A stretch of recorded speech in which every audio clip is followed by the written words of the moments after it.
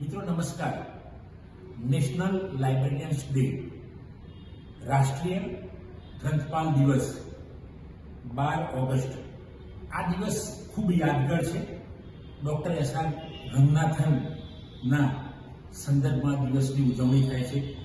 અદ્ભુત એક ગ્રંથપાલ, એક પ્રોફેસર, જબરજસ્ત ગ્રંથાલય ફિલ્ડની અંદર જેમણે જબરજસ્ત યોગદાન આપ્યું છે એવા વિશ્વ કક્ષાના ગ્રંથાલય વિજ્ઞાનના પિતામહ એવા રંગનાથનને હું વંદન કરું છું આજના દિવસે, કે જેમણે 5 સૂત્રો આપ્યા. અને આ 5 સૂત્રો આપ્યા ઘણા સમય પહેલા આપણે સૌ જાણીએ છીએ, એના ડીપમાં નથી જતા, પણ આ 5 સૂત્રો આજે પણ એટલા જ અમલમાં આવે છે. પુસ્તકો ઉપયોગ માટે છે, દરેક વાચકને તેનું પુસ્તક મળે, દરેક પુસ્તકને તેનો વાચક મળે, વાચકનો સમય બચાવો. ગ્રંથાલય સદાય વિકસતી સંસ્થા છે અથવા તો ચીરવર્તમાન સંસ્થા છે. તો આ સૂત્રો આજે પણ લાગુ પડે છે. તો આવા કે જે વર્ષો પહેલા જે સૂત્રોની એમને સર્જન કર્યું છતાં પણ આજે અમલ થાય છે. તો મિત્રો ક્લાસિક, એમના ગ્રંથો પણ ક્લાસિક છે, એ વ્યક્તિ પણ ક્લાસિક કહેવાય, કે જે સદીઓ સુધી યાદ રહેશે. અત્યારે છે યાદ. એમણે અપૂપા વર્ગીકરણમાં આપ્યું, પણ જબરજસ્ત યાદગાર, કે ભાઈ કેવી રીતે એના સ્વીકૃત સિદ્ધાંતના સંદર્ભમાં એમણે એમાં વાત કરી છે. એ સિવાય એમને સીસી કોલમ ક્લાસિફિકેશનની રચના કરી અને એમાં જે PMESTની વાત કરી, 5 ફંડામેન્ટલ કેટેગરીઝની, એ પણ અદ્ભુત વાત છે. એ સિવાય એમને CCC ક્લાસિફાઈડ કેટલોગ કોડ, કે જે વિશ્વ કક્ષાએ આજે એમની CC અને CCC છે, એ વિશ્વ કક્ષાએ જેનો ઉપયોગ થઈ શકે છે એવા એમને અદ્ભુત ગ્રંથો કરતાં પણ વિશેષ કહું તો ક્રિએશન એમનું એ આખી દુનિયા સમક્ષ એમને રજૂ કર્યું. એવા પિતામહનો આજે દિવસ, જન્મદિવસ પણ કહેવાય એમનો, અને એ દિવસ આપણે ઉજવીએ છીએ. 60 પુસ્તકો એમણે લાઇબ્રેરી સાયન્સની અંદર લખ્યા છે. એ લખ્યા તો ઘણો સમય થયો, પણ આજે પણ એ પુસ્તકો એટલા જ પ્રસ્તુત છે.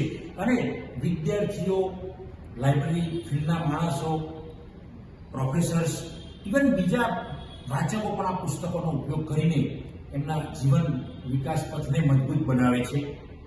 1500થી વધુ એમણે રિસર્ચ પેપર, આર્ટિકલ્સ લખ્યા છે. પદ્મશ્રીના એવોર્ડથી પણ એમને નવાજવામાં આવે છે. એ સિવાય પણ ડૉક્ટર એસ.આર. રંગનાથને લાઇબ્રેરીની અંદર જબરજસ્ત આંદોલન જે કર્યું, વિકાસ માટેના, ગ્રંથાલયના વિકાસ માટેનું જે આંદોલન કર્યું, એ આજે પણ યાદ રહે છે, આપણને યાદ છે. એમણે ગ્રંથાલય ધારો પસાર કરાવવાની જે શરૂઆત કરી એમણે, એ પણ આપણે ગુજરાતમાં પણ જોઈએ છીએ, બીજા સ્ટેટમાં પણ આપણે જોઈએ છીએ. તો મિત્રો, આવા અદ્ભુત વ્યક્તિ કે જેમણે લાઇબ્રેરી ફિલ્ડને દુનિયા સમક્ષ એક અલગ રીતે રજૂ કરી દીધું, અને એ ફિલ્ડને રિયલમાં લાઇબ્રેરી તો સમાજમાં પહેલાથી જરૂર હતી. રંગનાથન નહોતા એ પહેલાથી, સદીઓ પહેલા પણ પુસ્તકાલયોની જરૂર હતી. પણ જે રંગનાથને જુદી રીતે સમાજની અંદર એને પ્રસ્તુત કર્યું અને જે ગ્રંથાલય શિક્ષણની શરૂઆત કરી, આ બહુ મોટી વસ્તુ કહેવાય મિત્રો. કારણ કે ગ્રંથાલય આજે પણ લોકોને ખબર નથી કે ગ્રંથાલય શિક્ષણ શું છે, BLIC એટલે શું, MLIC એટલે શું, એમાં વળી PhD થતું હશે લાઇબ્રેરી સાયન્સમાં. આવી જે ગેરમાન્યતાઓ છે, તો ખોટી સમજો છે, તો સમજ નથી, એવી બાબતને એમને પ્રકાશમાં લાવ્યા ડૉક્ટર એસ.આર. રંગનાથન. અને જબરજસ્ત લાઇબ્રેરી ફિલ્ડમાં બદલાવ આવી ગયો.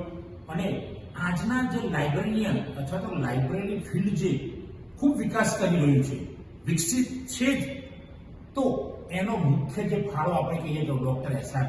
રંગનાથનનો છે. એટલે તો આજે આ દિવસે આપણે એમને યાદ કરીએ છીએ.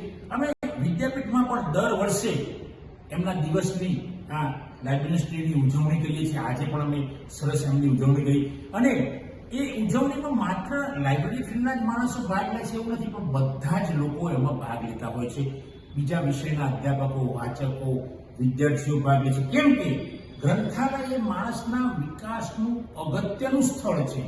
ગ્રંથ એ માણસના વિકાસ માટેનું અગત્યનું સાધન છે, જે હાથ પગલું છે, જે આપણને ગમે ત્યાં મળી રહે છે. અને આ બધું કરવાનો અગત્યનો ફાળો છે ડૉક્ટર એસ.આર. રંગનાથનનો. તો એસ.આર. રંગનાથને તો લાઇબ્રેરી ફિલ્ડની અંદર અદ્ભુત બદલાવ લાવી દીધું છે. એ લાઇબ્રેરી ફિલ્ડના બહુ મોટા સાયન્ટિસ્ટ કહેવાય, બહુ મોટા ફિલોસોફર કહેવાય, બહુ મોટા લેખક કહેવાય, અને બહુ મોટા વિચારક, કે જેમણે આના વિશે વિચારવું કે એ વખતે કોઈને ખબર ના હોય ને લાઇબ્રેરીના ફિલ્ડ વિશે વિચારવું, આટલા બધા પુસ્તકો લખવા, આટલા બધા આર્ટિકલ્સ લખવા, રિસર્ચ પેપર લખવા, મૌલિકતાથી પોતાના એક્સપિરિયન્સથી લખવા, એ જબરજસ્ત વાત કહેવાય ને. આપણને સૌથી વધારે નવાઈ એ લાગે કે પદ્મશ્રી એવોર્ડ લાઇબ્રેરી ફિલ્ડમાં એ વખતે મળવો એ જબરજસ્ત વાત કહેવાય. તો મિત્રો, જે લાઇબ્રેરી ફિલ્ડમાં છે એમના માટે તો રંગનાથન પૂજનીય છે જ સૌના માટે, પણ જે લાઇબ્રેરી ફિલ્ડમાં નથી પણ જે લાઇબ્રેરીનો ઉપયોગ કરે છે, જે ગ્રંથોનો ઉપયોગ કરે છે, એ બધા માટે પણ રંગનાથન આદરણીય છે. કેમ કે લાઇબ્રેરી ફિલ્ડનો વિકાસ થયો એટલે આપોઆપ લાઇબ્રેરીનો વિકાસ થયો, ગ્રંથાલયોનો વિકાસ થયો. એમણે સાર્વજનિક ગ્રંથાલયો માટે તો બહુ પ્રયત્નો કરેલા છે.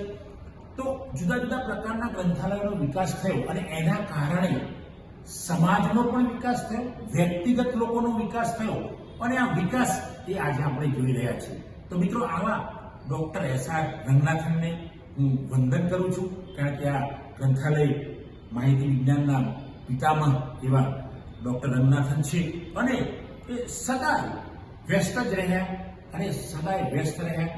લગભગ એમને એમના જીવનમાં જોબ ઉપરથી રજા પણ મૂકી નથી. ગાંધી બાપુને મળવાની પણ એમણે એક વાત કરેલી, પત્ર લખેલો તો ગાંધી બાપુની એમણે આજ્ઞાનું પાલન પણ કરેલું. આવા પણ ઘણા વાંચનો મારી ધ્યાનમાં આવેલા છે, બનાવો મારી ધ્યાનમાં આવેલા છે. એવા અદ્ભુત માણસે કરકસરમાં પણ જબરજસ્ત કે ભાઈ લાઇબ્રેરીની અંદર જબરજસ્ત સિદ્ધાંતો આપ્યા, એમને ઉપસૂત્રો આપ્યા. અને એ જે કરકસરતાનો નિયમ તો બધાને લાગુ પડે મિત્રો. આવા અદ્ભુત નિયમો એમણે આપ્યા છે. લાઇબ્રેરી ફિલ્ડનો ક્લાસિફિકેશન, પ્રોલોગોમિનામાં સિદ્ધાંતો ક્લાસિફિકેશનના કેવા હોય. તો આવા અદ્ભુત માણસે કે જે માત્ર ગ્રંથાલય ફિલ્ડને લાગશે આપણને, પણ એ ફિલ્ડ દ્વારા જે સમાજનો વિકાસ થાય છે, દેશનો વિકાસ થાય છે, દુનિયાનો વિકાસ થાય છે, આપણે જોઈ રહ્યા છીએ. એમાં ક્યાંક ક્યાંક ફાળો છે ડોક્ટર એસ.આર. રંગનાથનનો. તો આવા પિતામહને હું વંદન કરું છું. મિત્રો, આ વિડીયો જોઈને આપણને સારું લાગે તો આપ શેર કરશો. Thank you. જય હિન્દ, જય ભારત.